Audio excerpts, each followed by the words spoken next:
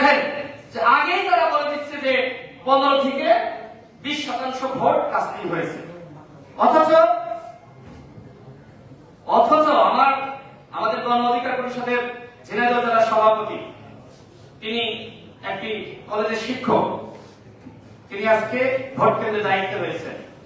তিনি আমাকে কয়েকটি ছবি পাঠাবেন, এমনকি আমার নিজের গ্রামে ভোটার নাই, ভোট শূন্য, ভোটার শূন্য। কিছু কিছু জায়গায় আমি দেখলাম যে কুত্তা বিড়াল ঘোরাঘুরি করছে। জাতীয় নির্বাচনে আমরা যে চিত্র দেখেছিলাম, খেলার পাল ভোট কেন্দ্রে ঘোরাঘুরি করছে। আজকে দেখেন সাধারণ জনগণ তারা স্বতঃস্ফূর্ত ভাবে ভোট বর্জন করেছে, কিন্তু দুঃখের সাথে বলতে হয় এই যে সংক্ষুব্ধ জনগণ, তাদেরকে সাথে নিয়ে যে গণ অভ্যুত্থান সৃষ্টির মাধ্যমে এই মাফিয়াতন্ত্রের পতন ঘটানো দরকার, সেটি আমরা পারছি না, আমরা ব্যর্থ হচ্ছি। এর দায় অবশ্যই রাজনৈতিক নেতৃত্বকে নিতে হবে। সাধারণ জনগণের মধ্যে সেই ধরনের উদ্দীপনা রয়েছে, সরকারের প্রতি তারা সংক্ষুব্ধ, যে কারণে আজকে তারা ভোটের বাক্সে লাথি মেরেছে, ভোটকে তারা বর্জন করেছে। আমেরিকা, ইউরোপ, আমরা এখনো মনে করছি যে তারা আমাদেরকে সহযোগিতা করবে, তারা আমাদেরকে গণতন্ত্র প্রতিষ্ঠার ক্ষেত্রে তারা এগিয়ে আসবে, কিন্তু বন্ধুগণ, আমার মনে হয় যে সকলে আমাদের সাথে প্রতারণা করেছে। আমরা 15 বছর ধরে ভারতের বিরুদ্ধে বলি নাই, আগ্রাসনের বিরুদ্ধে বলি নাই, কিন্তু ভারত কি করলো? ভারত আওয়ামী লীগের বাইরে আমাদেরকে পছন্দ করে না। সুতরাং আজকে ভারতীয় আগ্রাসনের বিরুদ্ধে বাংলাদেশে যে প্রতিবাদ শুরু হয়েছে, আজকে ভারতীয় আধিপত্যবাদের বিরুদ্ধে বাংলাদেশে যে প্রতিবাদ শুরু হয়েছে, এই প্রতিবাদ বাংলাদেশের সবথেকে বড় দল জাতীয়তাবাদী দল বিএনপির পক্ষ থেকে শুরু হতে হবে। আগ্রাসনের বিরুদ্ধে প্রতিবাদ করার বিকল্প আমাদের নাই। এখানে বিএনপির জাতীয় স্থায়ী কমিটির সম্মানিত সদস্য, সাবেক মন্ত্রী আব্দুল মঈন খান স্যার রয়েছেন, তার প্রতি আমার আহ্বান থাকবে যে আজকের বাংলাদেশের জনগণ ভারতের প্রতি সংক্ষুব্ধ, যে কারণে ভারতীয় পণ্য বর্জন বাংলাদেশে চলছে। আমি দোকানে গিয়ে দেখি যে দোকানদারেরা তারা ভারতীয় পণ্য এখন আর রাখছে না। তারা বলেন যে আমাদের বেশি মুনাফা দরকার নাই, তারা ভারতীয় পণ্য রাখছে না। আমরা বাংলাদেশের প্রায় 95% জনগণ আমরা ভারতীয় পণ্য বর্জন করেছি। এটি ভারতের প্রতি আমাদের রাগ ক্ষোভের জায়গা থেকে না, আমরা এটি করছি আমাদের দায়বদ্ধতার জায়গা থেকে। কারণ ভারত আজকে বাংলাদেশের গণতন্ত্রকে পুরোপুরি হত্যা করেছে। আজকে সীমান্তে পাখির মতন মানুষকে গুলি করে হত্যা করা হচ্ছে। আজকে বাংলাদেশের রাজনীতিকে ধ্বংস করে ফেলা হয়েছে। আজকে দেখেন শেখ হাসিনা ছাড়া ভারত কিচ্ছু বোঝে না। সুতরাং যারা আমাদের মূল শত্রু, তাদের বিরুদ্ধে আমাদের সংগ্রাম প্রতিরোধ শুরু করতে হবে, লড়াই শুরু করতে হবে। সীমান্তে যদি আর কাউকে হত্যা করা হয়, এই ঢাকা শহর থেকে বিএনপির নেতৃত্বে, গণ অধিকার পরিষদের নেতৃত্বে, গণতন্ত্র মঞ্চের নেতৃত্বে যারা ভোট প্রদান করেছে, তাদের নেতৃত্বে এই পল্টন থেকে লড়াই শুরু করতে হবে। ভারতীয় হাইকমিশন ঘেরাও করতে হবে।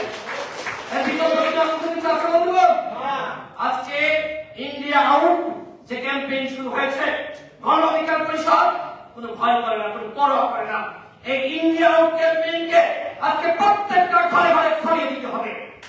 আমি প্রবাসী ভাইদের প্রতি আহ্বান জানাবো, বিশ্বে প্রায় 2 কোটি প্রবাসী রয়েছে। তাদের পরিবার যদি আপনি ধরেন, সব মিলে এই প্রবাসী ভাইদের সংখ্যা 6 কোটি হবে। আমি তাদের প্রতি আহ্বান জানাবো, আপনারা প্রত্যেকে এই ভারতীয় পণ্য, সবথেকে বড় পণ্য আওয়ামী লীগকে বর্জন করেন। আপনারা ভারতীয় যে পণ্যগুলো বাংলাদেশে বিক্রি হয়, এগুলো আপনারা নিজেরা কিনবেন না, এবং একই সাথে আপনাদের পরিবারের প্রতি আহ্বান জানাবেন তারাও যাতে না কেনে। আজকে আমাদের দেওয়ালে পিঠ থেকে দিয়েছে, সুতরাং প্রবাসী ভাইদের প্রতি এই আহ্বান রাখবো। এবং একই সাথে আজকে প্রবাসীরা বাংলাদেশের অর্থনৈতিক টাকা যে আজকে চালিয়ে যাচ্ছে, চালিত রেখেছে, আজকে বাংলাদেশের অর্থনীতি জীবিত অবস্থায় রয়েছে। আপনারা একটু চিন্তা করবেন যে রেমিটেন্স পাঠাচ্ছেন, এই রেমিটেন্স আজকে লুটপাট করে তারা আবার বিদেশে অর্থ পাচার করছে। এই রেমিটেন্স লুটপাট করে এছাড়াও এবং গভর্নমেন্ট বাবারা তারা ভাগ বাটোয়ারা করে নিচ্ছে। আপনাদের কোনো কল্যাণ হচ্ছে না। আজকে প্রবাসী অধিকার পরিষদ আপনাদের কল্যাণের জন্য কাজ করে যাচ্ছে। আমাদের বাংলাদেশে প্রবাসী ডেস্ক রয়েছে, যেটি পল্টনে যার কার্যালয়, প্রবাসী ডেস্কের মাধ্যমে প্রবাসীদেরকে সেবা দেওয়া হয়।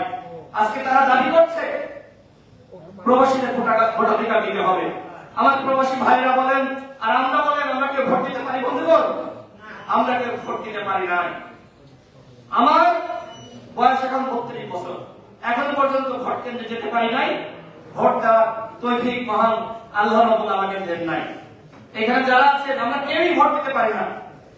আজকে প্রবাসী ভাইদেরকে বলবো আপনারা সোচ্চার হন, আপনারা প্রতিবাদী হন। আজকে আমরা বাংলাদেশ থেকে আপনাদের প্রতি সংহতি জানাচ্ছি। আপনারা যে দাবি জানিয়েছেন যে প্রবাসীদের লাশ বিনা খরচে বাংলাদেশে আনতে হবে, প্রবাসীদের ভোটাধিকার দিতে হবে, এটি অত্যন্ত যৌক্তিক দাবি। এই দাবির প্রতি আমরা বাংলাদেশ থেকে গণ অধিকার পরিষদের পক্ষ থেকে আমরা সম্মতি জানাচ্ছি। প্রবাসী ভাইরা যখন তারা বাংলাদেশে আসেন, বাংলাদেশে ফেরেন বিমানে করে, বিমান থেকে নামার পরে একটি আতঙ্কের মধ্যে থাকেন তাদের ল্যাগেজ ব্যাগেজ নিয়ে তারা বাড়ি ফিরতে পারবে কিনা। এই আতঙ্কের মধ্যে প্রবাসীরা এখানে যারা আছেন আপনারা থাকেন না ভাইরা, একটা আতঙ্কের মধ্যে থাকেন।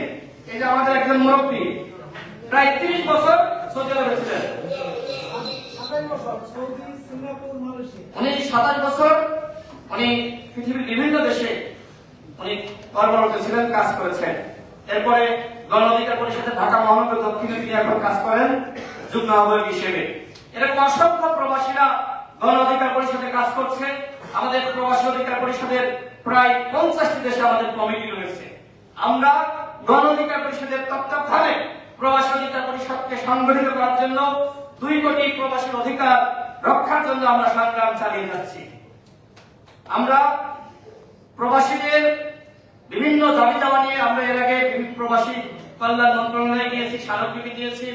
ঝড় বৃষ্টিতে ভিজে আমরা প্রবাসীদের অধিকারের প্রতি সম্মান রেখে আমাদের জায়গা থেকে আমরা করণীয় করে যাচ্ছি। আমি আমার বক্তব্য বাড়াবো না, সভাপতি বক্তব্য রাখবে, সভাপতি আমাদের গণ অধিকার পরিষদের সভাপতি। তো তারাই একটি কথা বলতে চাই। আজকে দেখেন ইসরায়েলের যে বর্বরতা, ইসরায়েল যেভাবে বর্বর ভাবে আজকে নিরীহ ফিলিস্তিনিদের উপরে নির্যাতন নিপীড়ন চলছে, আজকে আমরা কিন্তু অনেকে প্রতিবাদ করতে পারছি না।